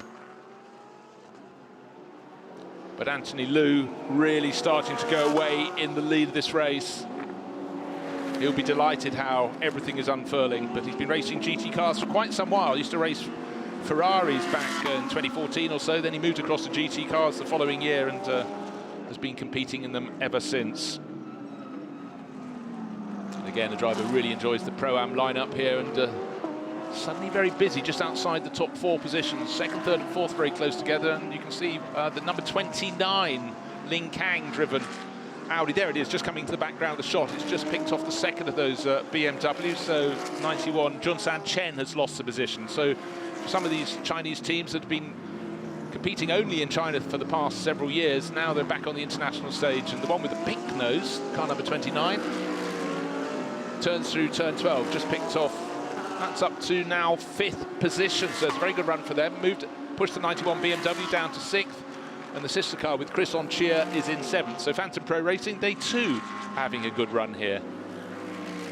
But it's not, it's the teams from, it's the 2 cars from the team from Hong Kong that have bragging rights at the moment. That's Craft Bamboo Racing, Daryl Young's squad. Jeffrey Lee in 2nd place, coming under increasing pressure, but it's going to be an attack from the number 15 BMW. Kevin Chen's got to do it very soon indeed, and he knows that one little mistake from him, and Vuithigon and Fuvasak in the Porsche in his wake will absolutely pounce. And those 2 Phantom Pro Audis are coming closer and closer in the background, or maybe it's just their race livery stands out in the sunshine. Yes, sunshine here at the Chang International Circuit. It's hot and humid, but it's not raining. That's the absolute key after 2 days of very heavy and tricky conditions. Heavy rain. Again, great to see the driver's eye view around the circuit here, going into turn 8, into the little dip on the inside, using the curbs very nicely indeed. Better run of it there for Kevin Chen in 3rd place. Jeffrey Lee's hanging on, and falling off. A bash up the back for him there, and then a clout from the second of the BMWs, assaulted by not 1 but 2 BMWs in the space of 5 seconds. And for Jeffrey Lee, it looks though he might just hang on to 2nd place, but unfortunately push did come to shove. And really unfortunate for the second of the BMWs there, number 91 for Junsan Chen. The bonnet thumped up. He had nowhere else to go because the Mercedes pulling across his nose. And suddenly it's all slowed down again. That's a red flag, unfortunately. There we were with about 1 minute 50 on the clock. It's now stopped at 1 minute 36 on the clock. That is the red flag. That, this close to the end of the race, probably means we have to wind the clock back to the end of the previous lap, but I'll wait for confirmation. So it may well be that Jeffrey Lee still keeps 2nd place, but with debris all over the circuit on the between turns 8 and notably at turn 9, where that stricken BMW is on the right-hand side of the track, and the bent and broken early race leader, Jeffrey Lee, his 77 Craft Bamboo Racing Mercedes, is in the gravel down at turn 9. So Anthony Liu, well, he was leading anyhow, so he ought to take victory on countback. But what we're going to show you is a replay of where it all went wrong for Jeffrey Lee. Here's Jeffrey Lee, number 77, in behind, very close in behind is Kevin Chen, and he went for, well, a very small gap, it must be said, between turns 8 and 9. Very tricky point on the circuit. Vuithigon in through Fuvasak, dived around the outside, and then with nowhere to go, unsighted as he turned through turn 8 and accelerated hard. Really bad luck for the second of the BMWs for Junsan Chen, with big contact down there, and that with debris laid across the circuit between 8 and 9. That is why, and the 77 Mercedes stuck in the gravel. That is why we got the red flag, and the order was taking a bit of a shuffle, but I think victory, come what may, will go to the 37 Craft Bamboo Racing Mercedes, because that was in front the lap before, so even on countback that should remain there. So the really positive attack from Anthony Liu, I think, has had its benefit. A few cars lined up down in, I'm sure this will be adjudged the end of the race. Look, the race clock is now ticking down in the top of the screen, but we were stopped with just over 1.5 minutes remaining in this 1 hour race. But drivers waiting for instruction. The 2 888 JMR Mercedes at the front of that queue, but don't forget Abu Bakr Ibrahim in the second of those cars, the number 88 Mercedes. He had a little spin that dropped him out of the top 10. So yesterday absolutely mighty. Today they were going to drop back because they had that 15-second penalty in the pit stop to serve the success penalty from yesterday. But victory with the checkered flag now acknowledged at the top of the screen. We'll go to Anthony Liu and to Fabian Schiller, his teammate, who started this 1 hour race, started in 5th position. And they're going past the scene of the crime, if you will. One bent Craft Bamboo Racing Mercedes, one bent, very shunted looking GH Team AAI BMW as well down there. But for Craft Bamboo Racing, for Jeffrey Lee and disappointment, but great delight for Anthony Liu. So the Chinese racer bringing his car background to come under the podium there, but just waiting to confirm how they classify the winning order. You normally count back a lap from before a red flag came out. And if that's the case, it would be still Jeffrey Lee, despite not finishing the race, still being listed in third positions on the timing screens. Vutigorn into Rafuvuzak might have thought he got a podium position, but again, like the 88, the 88 Mercedes, that was had success penalty from yesterday and crossed the line in fourth place at the end of the lap before the red flag being flown. GT3 AM, well, the car at the front of that cast was not the number 3 Climax Racing Mercedes, but up to a really impressive, get this, 7th overall. That was YK Motorsport, the home team. 7th overall for a GT3 AM lineup. Well, that's absolutely mighty. But again, we'll just wait. Sometimes the screens get a little bit shuffled after a red flag moment. So we'll wait for full confirmation of that.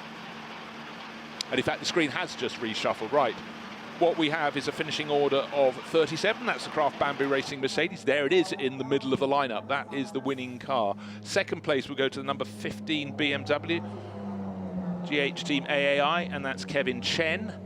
Third place on the timing screen at the moment, but again, I'm waiting for the official stamp of approval. We'll go to Vutikon in Rafuvuzak. You can see his car, 911, in the top. Well, how did we get to this stage? We started just over an hour ago. We should have had the checkered flag in normal circumstances, but there was an incident with probably a lap and a half before the flag would have been shown, and the car in second place suddenly was given a shove up the back. Let's take another look at the replay of what happened, what befell Jeffrey Lee in the 77 car that had been leading the race. Into turn 8 they go, and up in behind now, considering, no, this is the entry to turn 8, and there's a bit of a push there, unfortunately, from Kevin Chen. Around he goes, approaching turn 9 the wrong way around. Vutikon into Rafuvuzak moves through, but coming through in about 6th place, unfortunately, the sister BMW, hit not by one Chen but two. That was Junsan Chen, then had nowhere to go. You sometimes have to guess where a stricken car is moving, and it moves straight into the pass of the second of the BMWs. So that was a real sort out down there, and that brought out the red flag. And as it was so close to the end of the race, all drivers now being told to get out of their cars, leave them in Parc Fermé, and just waiting for full official confirmation of the race finishing order. But I think there could be no debate that Craft Bamboo Racing, number 37, there it is in the middle of the lineup there, red and yellow Mercedes, is the winning outfit.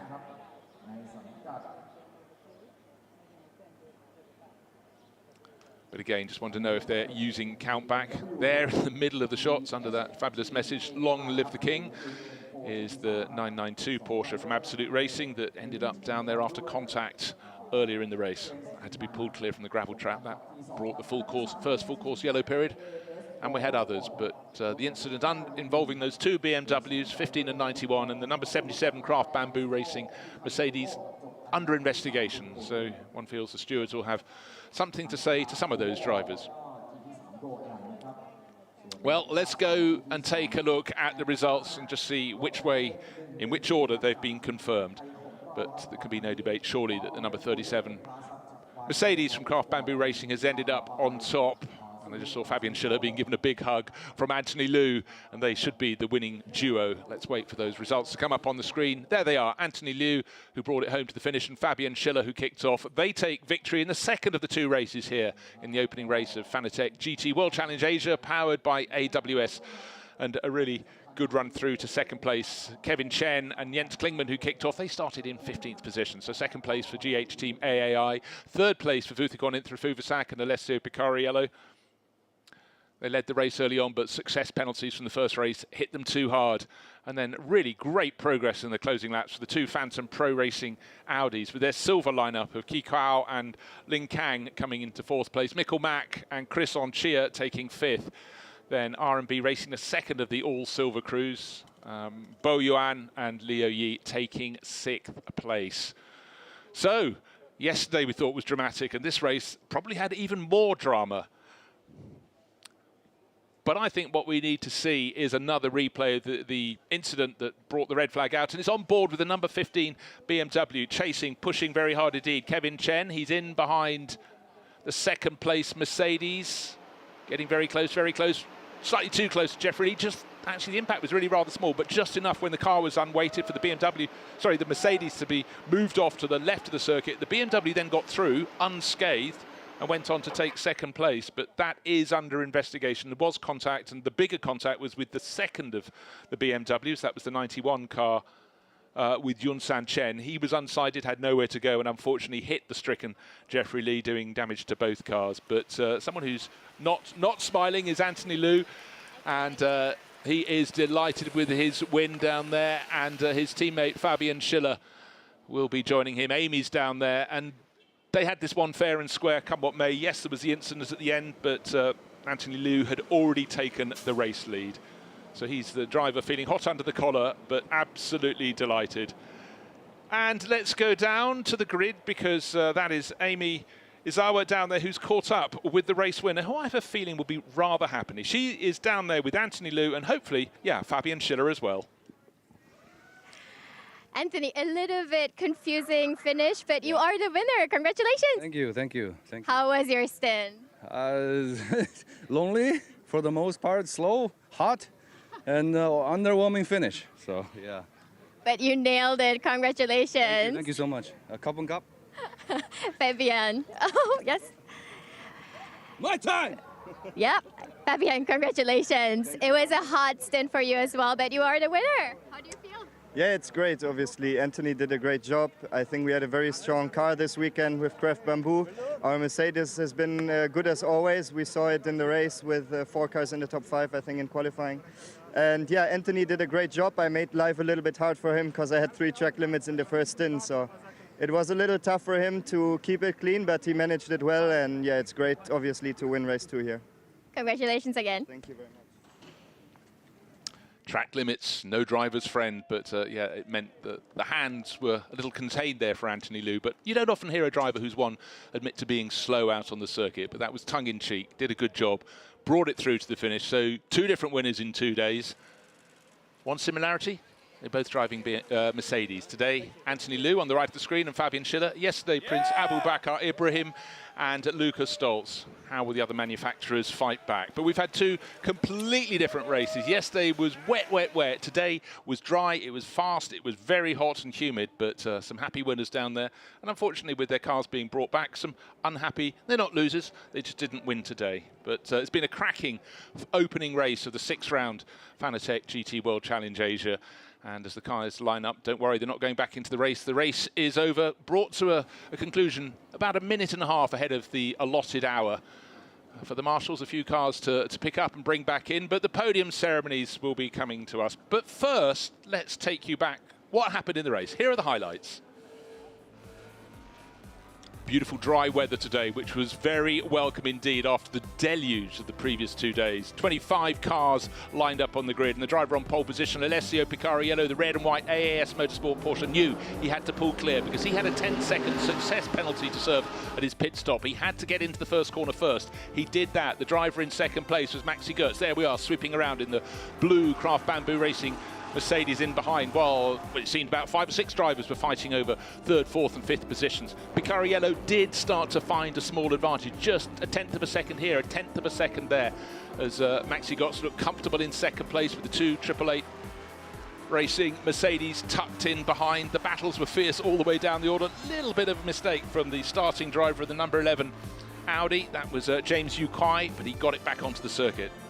But up front, it was a real question of trying to hang on with the leaders. And the 88 car that was running in 3rd position with Lucas Stoltz knew that his car was going to have an extra 15 seconds at a standstill in the pit stop. But what they wanted, the fast drivers, the pro drivers in the first stint, those that had penalties to serve, they just wanted to get clear. And unfortunately, there were some moments of contact down the field. Number 4, Porsche being moved off into the gravel. They weren't the only ones. Now, this was Alessio Picariello, delayed as he tried to pull away, not once, but twice by full course yellow periods.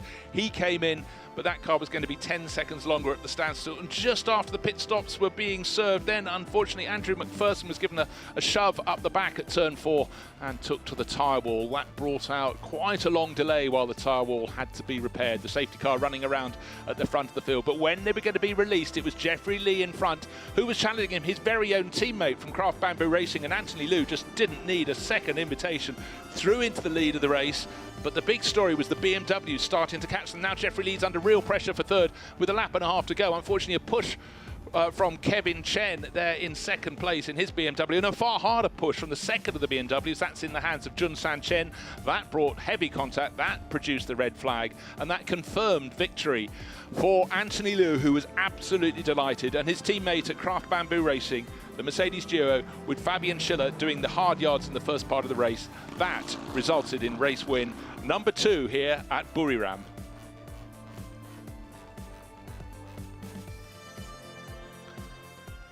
So happy day. Now it's going to be podium time. 4 podium ceremonies conducted by Amy Azawa. We will start the ceremony with the GT3 overall winners. We welcome. Now, of course, third place, car number 911. there may be some penalties to be added, so we'll keep an eye who's brought up. But at the moment, and in fact, as Amy announced them, there is a penalty to Kevin Chen's car in second place because the crew called up to third position. Here it is, Alessio Picariello and Vuccic actually third across the line. No, go a little further over. You are now second. There we are, drama, as it happens. So we'll have to have a new crew called up in third place, which should be the number 29 crew from Phantom Pro Racing.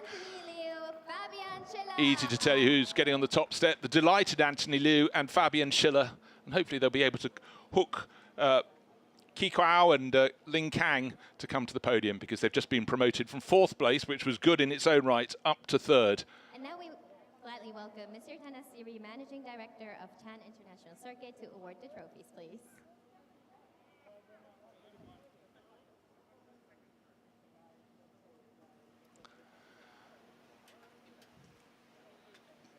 So trophies, more trophies for the drivers on the left of the podium. Fresh set of trophies. No trophies for the top 2 yesterday, Anthony Liu and Fabian Schiller, but today they get the big ones. They get the gold ones.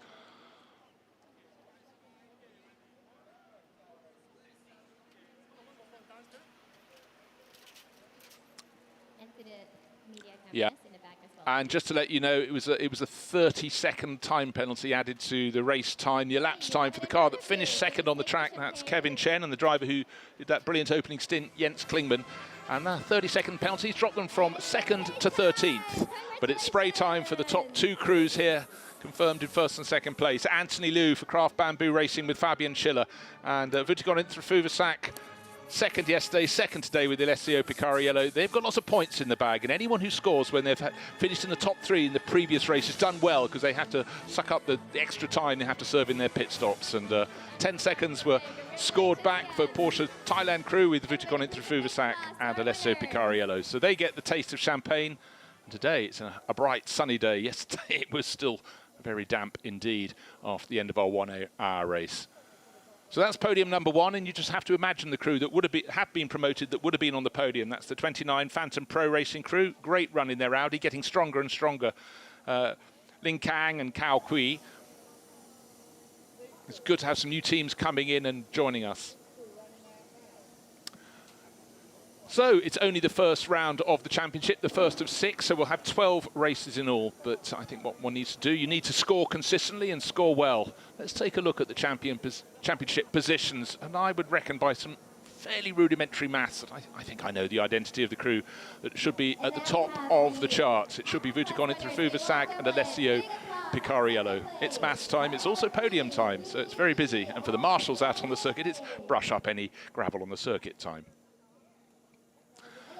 So here we have, coming onto the podium, this is the AM podium. And we had a faller in that, the McPherson car, but in 2nd place was the number 3 crew of Huyuki and Bian Yi, but onto the top step, well, delighted to win any time, but to win on home ground, YK Motorsports BBR. That was the blue and yellow Sunoco liveried Mercedes. Pazarit Promsombat and Dechathorn Puakarawut, delighted to win on home ground. They'll take the trophy of trophies for Mr. Tanaseri, the managing director of the circuit.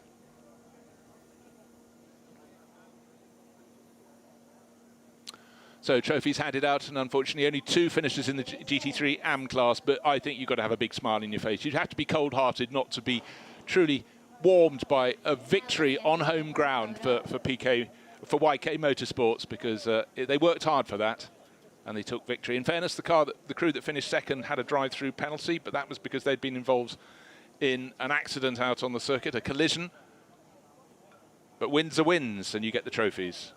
Great to have that. So that's the GT3 AM podium here after race number 2 at the Chang International Circuit.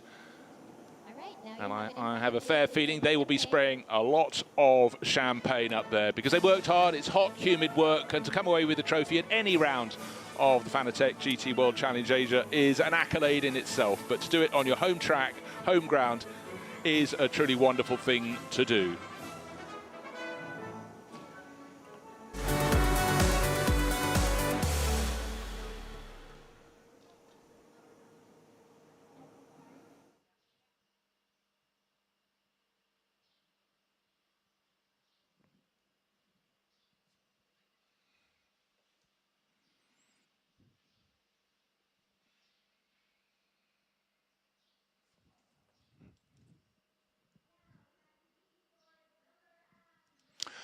So back to the podium, and it's time for GT4. Congratulations! And Seita Nonaka and Haridama Manopo, victors yesterday, victors today for Toyota Gazoo Racing Indonesia. Hope to see them through the remainder of the championship, but they kept out of the way of the much faster GT3 cars, who were having a very busy time on the track today, notably today. And they will have got some very useful mileage under their belts here at the Chang International Circuit. They were the only runners in GT4. That will change at the next round. We should have a whole host of them. But they really impressed, I must say, and deserve their trophies. And up they go for the photography. Okay, let's take a photo. And then they can have the spray. But a job very well done by the Japanese and Indonesian racers. And interesting to see how they will stack up against GT4 rivals later in the championship. Next round is at Fuji in Japan, and we cannot wait to see how that unfolds. But certainly we've got off to a very, very good start here in Thailand. Thoroughly enjoyable, and the races could not have been more different. Yesterday you needed a canoe rather than a racing car. Today you needed something just to mop your brow. Hot, humid, fraught racing, thoroughly, thoroughly entertaining.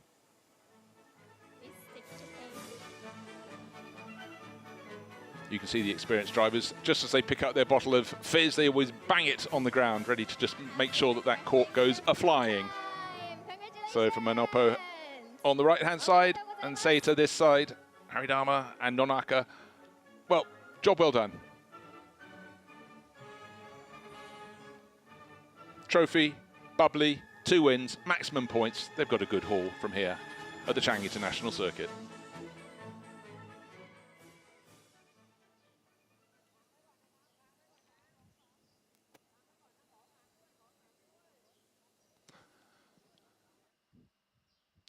So we marched through the programme today. Yesterday, for those that remember, it was so wet that our race start was delayed by an hour. But today, with fine weather clouds above the circuit here, just on the outskirts of Buriram, it's been a fabulous day of racing. A few cars got a little bit damaged with some fierce, fierce racing action, but it's been a thoroughly enjoyable start to the 2023 series.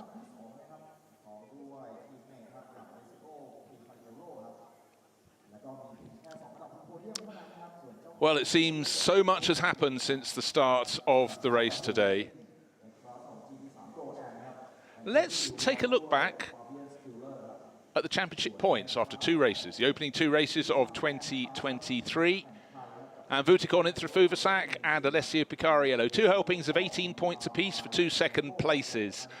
And that puts them clear of, well, victory today.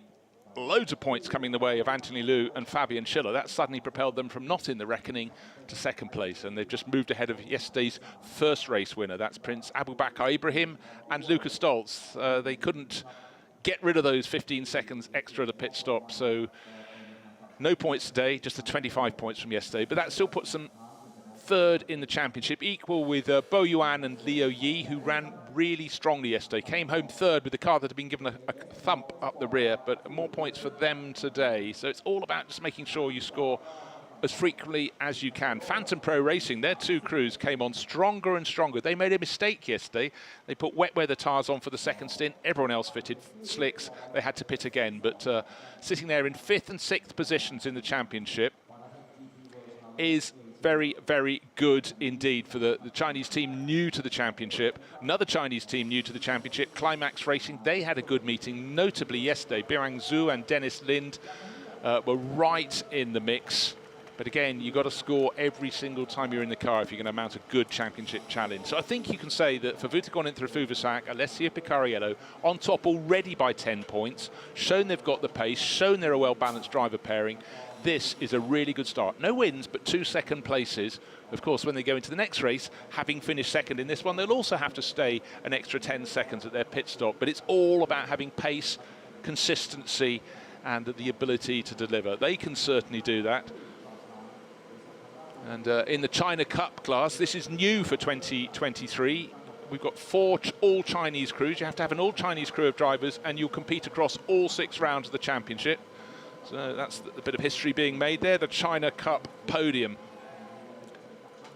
And of course, we've got the Japan Cup element, which will be for the teams competing in the 4 Japanese rounds of the championship. But let's take a look again at the highlights of the second race. 3 crews starting the 1-hour race, the second 1-hour race here at the Chang International Circuit. The crews who finished first, second and third yesterday knew they're going to have longer pit stops today. So for the car on pole position, the AAS Motorsport Porsche, Alessio Picariello finished second yesterday, so he knew he's going to be 10 seconds longer at his pit stop. So he had to get clear. He got into the first corner first, job 1 done. Wanted to be leading down to turn 3. Busy action in behind as he was chased by the driver starting second, the Maximilian Goetz Craft Bamboo Racing Mercedes. But the job was done into turn 1, into turn 3, and around the opening lap, here he is, turn 4, 5, 6, still that AAS Porsche leading the way. Down at the tail of the field, it got a bit busy with James Yu Kwai running a little deep and then coming right across the nose of Ben Porter in the AMAC Motorsport Porsche, who in turn had the YK Motorsport Mercedes right on its tail. But third place was held down by yesterday's one of the race winners. That was Lucas Stoltz, but he knew his car was going to be an extra 15 seconds at its pit stop. And then it suddenly got a little bit busy out there. And Ishan Piris, who was running so well, the Sri Lankan driver, coming into contact with the number 4 Porsche, spinning it around. And that was a little bit of a disappointment for Dennis Olsen as it ended up beached in the gravel. Working way through to the pit stops, Alessio Picariello had to make do.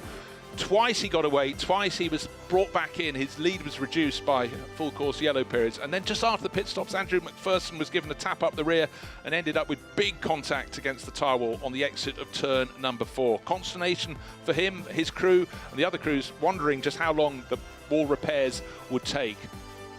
The second drivers, Jeffrey Lee and Anthony Liu, both Craft Bamboo Racing Mercedes. Jeffrey Lee led away at the restart, but Anthony Liu didn't need any further opportunity. He grabbed it with both hands, and second place with a lap and a half to go, still in Jeffrey Lee's hands, but then he was given a push by Kevin Chen in the first of the 2 BMWs. But the second BMW with Junsan Chen slammed into the stricken Mercedes, and that unsurprisingly led to the red flag and victory to the driver who was in front anyhow at that point, Anthony Liu, who brought that lurid bright yellow and red Mercedes in to the pits with the red flag flying. That was the end of the race. On countback, or even just on any judgment, his car was the winner, along with his teammate, Fabian Schiller.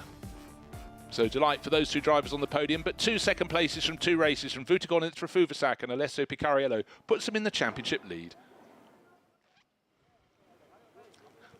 Now again, looking at the China Cup standings, it couldn't be closer if you wanted it to be between Lin Kang and Ki Kao. Phantom Pro Racing Audi, you can see, great looking car in that aquamarine livery, and Bo Yuan and Liu Yi R&B Racing Porsche that came home 3rd overall yesterday. So they will be totting up points in the China Cup through the course of this season. Innovation for 2023. Let's see who comes out on top, but the fact they're equal on points at the top of the tables bodes well for what comes beyond.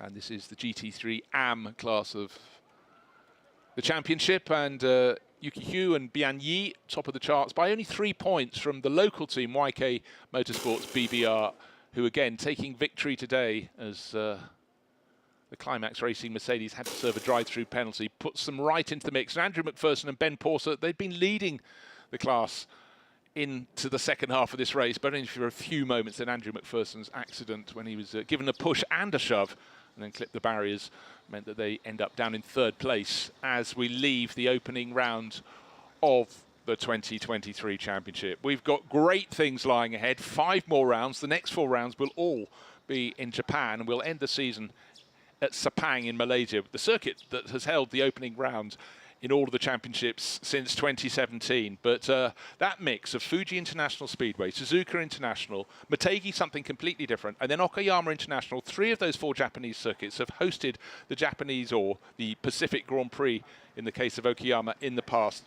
Could not be more different, and I think we're all set for a cracking season. The Fanatec GT World Challenge Asia, powered by AWS. We've had an enthralling start. Do make sure you join us for what lies ahead. Next stop, Fuji International Speedway. That's it from me, Bruce Jones. I do hope you've enjoyed the show. Certainly, there was variety aplenty, and I think this series is going to be an absolute cracker.